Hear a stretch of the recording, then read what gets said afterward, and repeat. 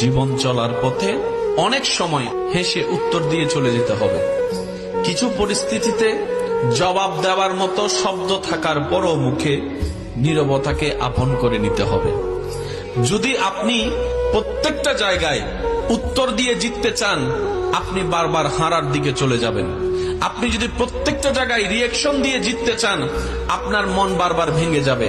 সেজন্য কিছু কিছু পরিস্থিতিতে কঠিন বিষয়, কষ্টের বিষয়ও হাসি দিয়ে উড়িয়ে দেওয়ার চেষ্টা করবেন, রবের উপর ভরসা করে। কিছু কিছু জায়গায় পেট ঝগড়া না লাগার জন্য নীরবতাকে আপনি আপন করে নিবেন, ঝগড়া থেকে দূরে থাকবেন, তর্ক থেকে দূরে থাকবেন। আপনার ব্রেইনও ভালো থাকবে, আপনার হার্টও ভালো থাকবে। আপনি রবের সন্তুষ্টির জন্য যেই সব বিষয়ে ধৈর্যকে আপন করে নিবেন, একদিন না একদিন সেই বিষয়ে উত্তর আপনার আর মুখ দিয়ে দেওয়া লাগবে না।